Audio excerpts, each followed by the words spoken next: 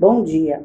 É, nesse módulo do ensino à distância, nós vamos trabalhar, primeiramente, o tema Terra e Universo, que nós já havíamos trabalhado na sala de aula, né?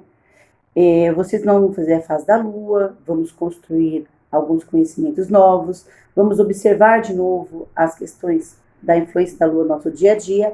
Só que antes de começar a conversa, eu vou ler para a história para vocês, uma história que chama Era uma vez Galileu Galilei. Pois não pode se falar hoje em dia de método científico, ou de método indutivo, ou de método de construção do conhecimento científico, sem pensar em Galileu Galilei. E hoje ele avançou em muitas questões em relação ao sistema solar, ao se pensar em Terra e Universo, né? Então a história começa assim. Era uma vez Galileu Galilei. Na cidade de Pisa, na Itália, no dia 15 de fevereiro de 1564, nasceu Galileu Galilei. Desde cedo, seus professores ficaram impressionados com a sua inteligência, sua habilidade com as mãos, a sua imaginação fértil para inventar máquinas. Seu pai, Vicêncio Galileu, era um compositor e matemático respeitado na época.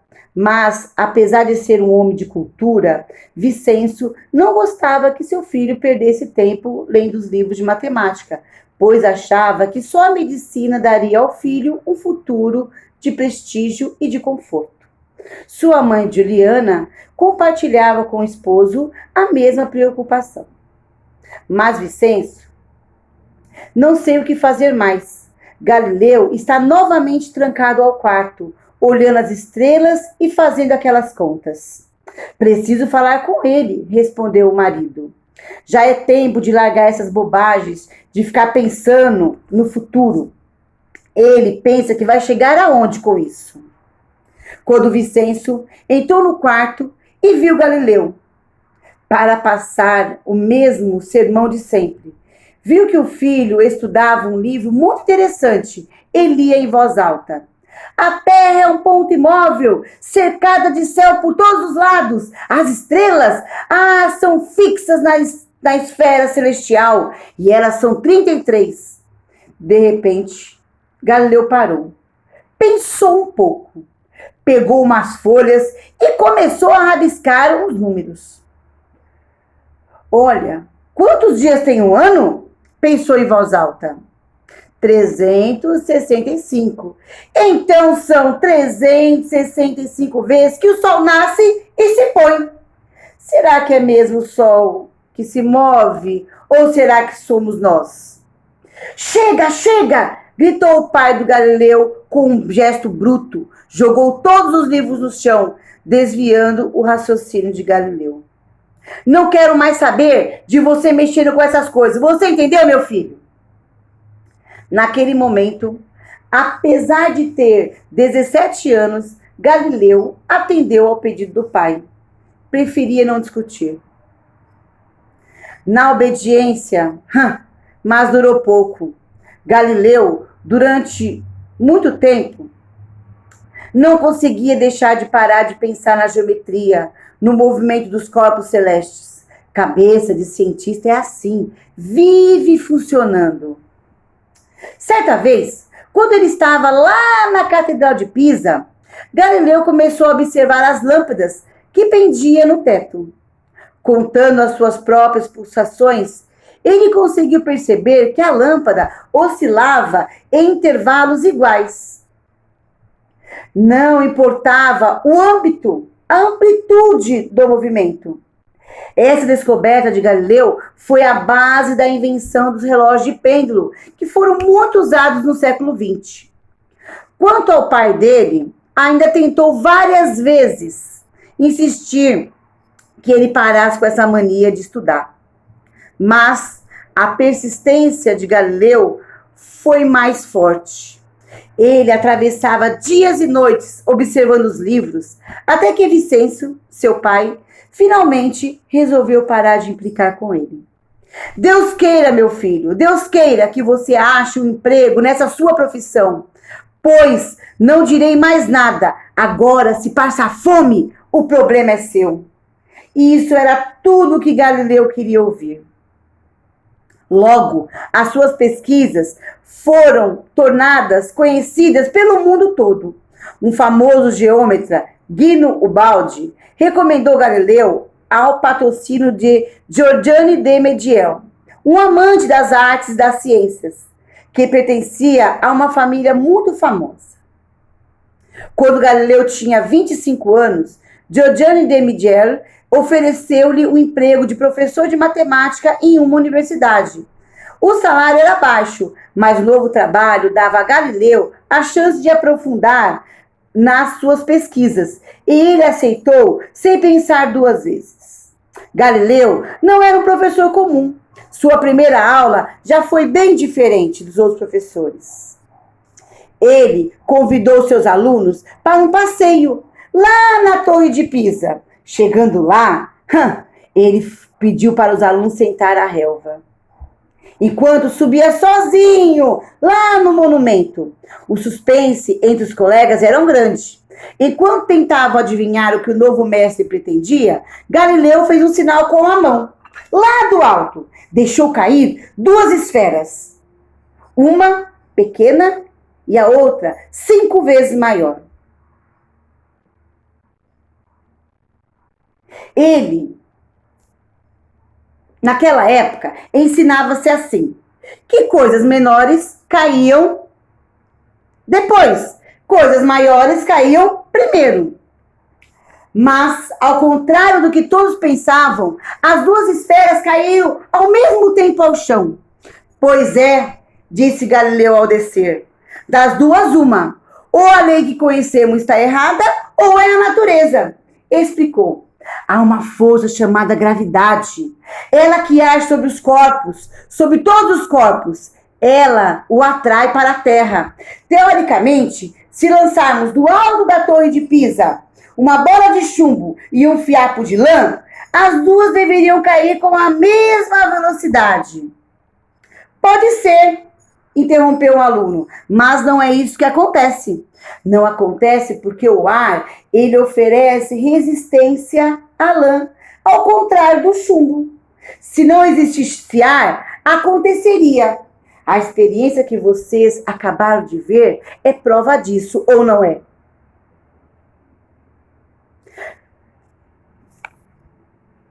Os alunos de Galileu ficaram admirados. Perceberam que não estavam diante de um professor qualquer. Era um homem racional, um homem de mente aberta, capaz de pôr à prova as verdades que ninguém se ousava a discutir. O que Galileu desejava, no entanto, era algo muito mais difícil.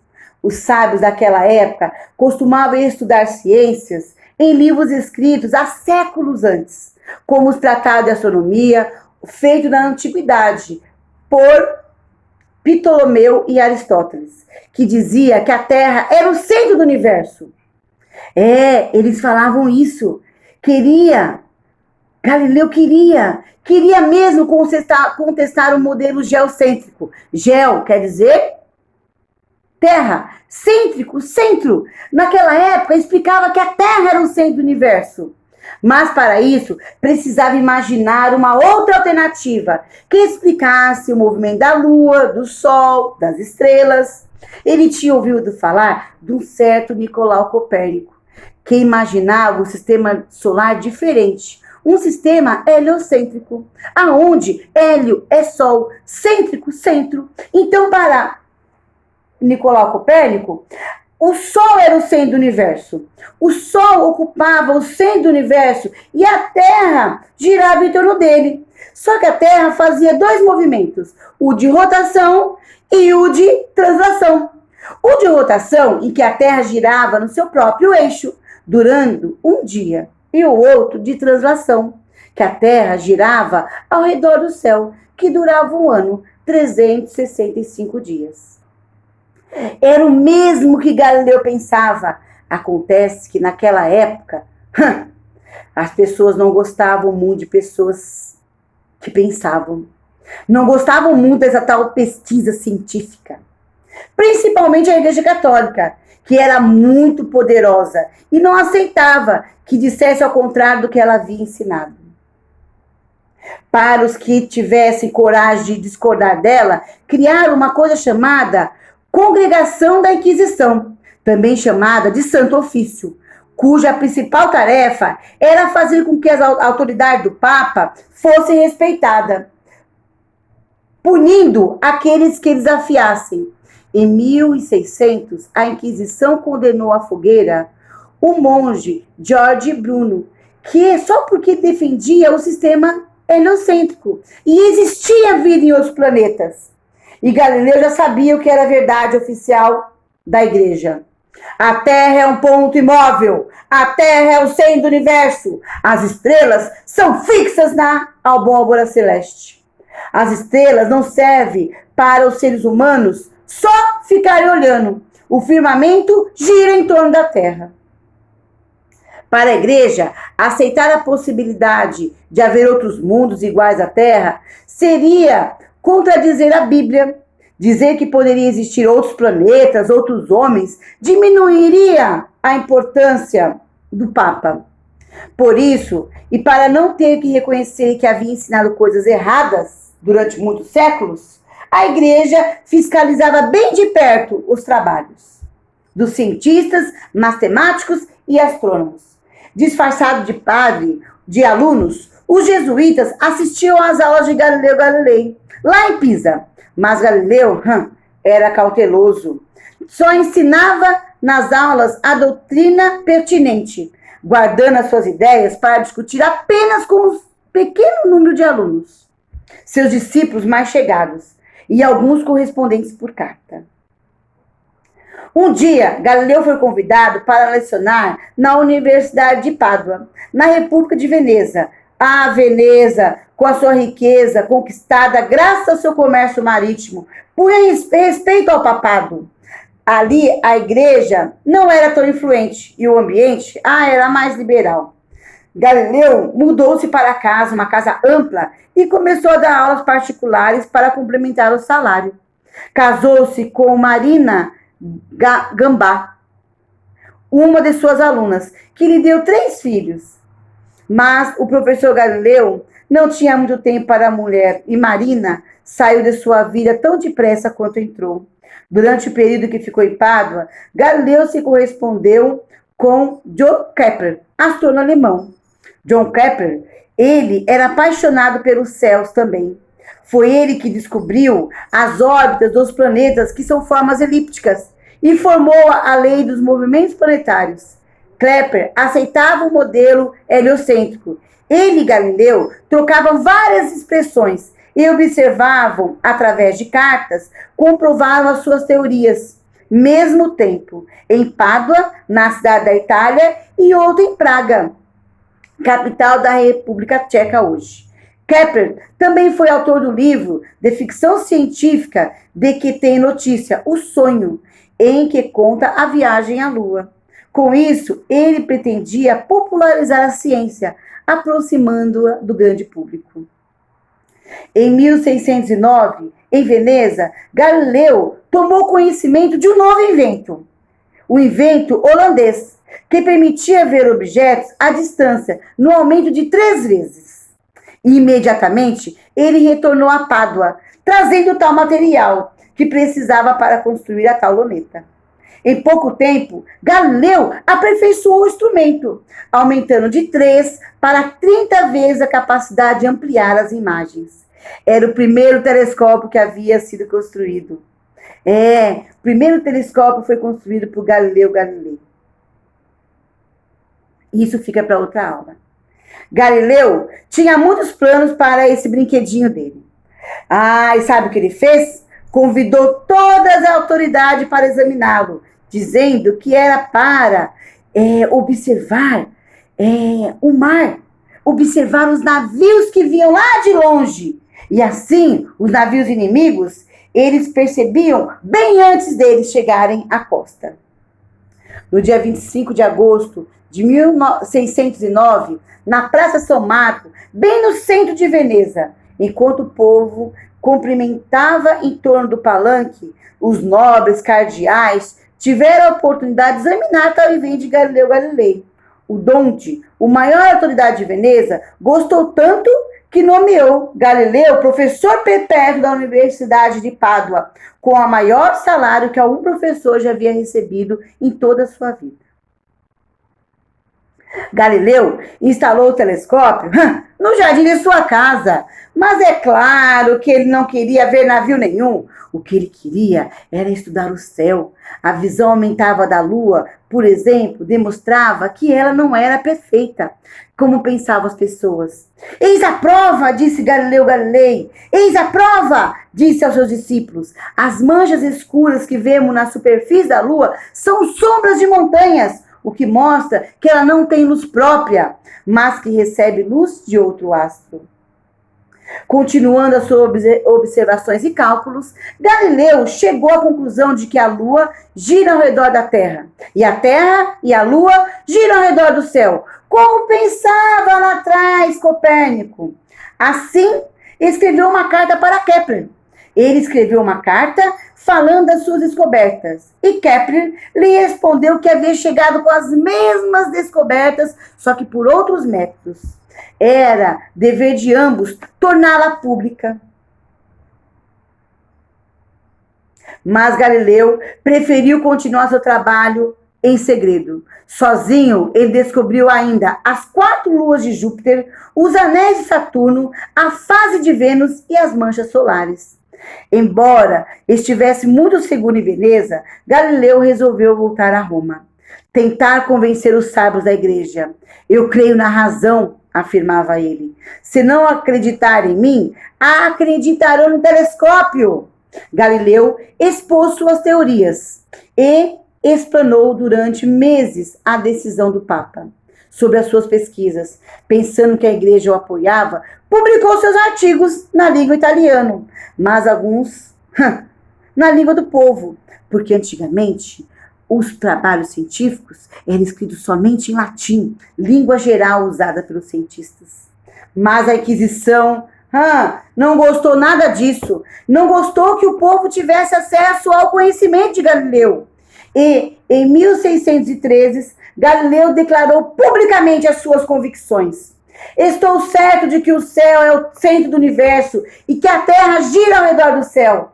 Passaram-se ainda alguns anos para a igreja se pronunciar. A igreja não reconheceu as descobertas de Galileu Galilei. A respeito das luas de Júpiter, por exemplo, declarou o seguinte: as premissas luas de Júpiter só podem ser vistas através de um telescópio, sendo invisíveis a olho nu. Portanto, elas não têm a menor importância para o ser humano. Logo, elas não existem. Em fevereiro de 1932, depois de ter recebido ameaça de prisão, Galileu foi chamado ao Tribunal de Santo Ofício. Apesar de ser amigo do novo Papa, não pôde evitar que ele caísse na malha das inquisições.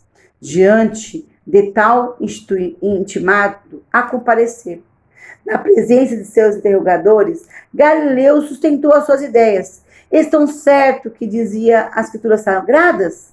Perguntou o Papa. A Bíblia foi escrita por homens que não tinham aparelhos para observar o sol, respondeu diretamente Galileu. Contudo, Aristóteles concordava com a Bíblia, interveio outro padre. Olha, se a Bíblia afirma que a Terra é imóvel e o firmamento gira em torno dela, só posso dizer que a Bíblia está errada, disse Galileu categoricamente. Heresia, heresia, heresia, gritavam os inquisidores. Galileu renega as escrituras. Galileu, então, tentou provar o que dizia, mas os padres não quiseram dar ouvido a eles, continuaram a chamá-lo de herege. O Tribunal de Santo Ofício obrigou a Galileu a desmentir tudo o que havia pregado naquele momento, sob pena de condená-lo à morte. Sofrendo pressões e ameaças, Galileu acabou concordando com essa farsa. No mesmo dia, ele fez a leitura pública da abjunção do seu conhecimento, que era um documento em que ele renunciava tudo o que ele havia aprendido, tudo que ele acreditava. mas foi inútil. Ninguém conseguia mais acreditar no que Galileu Galilei estivesse falando. Ninguém acreditava mais que ele estava falando sério. Surgiu até uma lenda, segundo a qual, depois de terminar a leitura do que ele havia escrito, ele falou: e no entanto ela se move. Todos sabiam que no fundo do seu coração pertencia à verdade. A terra gira e nem mesmo o Papa pode impedir isso. Depois deste dia, Galileu passou a viver confinado em uma casa acolhedora e morreu em 1642, cego, com 78 anos, para ser lembrado para sempre como um sábio, um gênio, o pai da ciência moderna.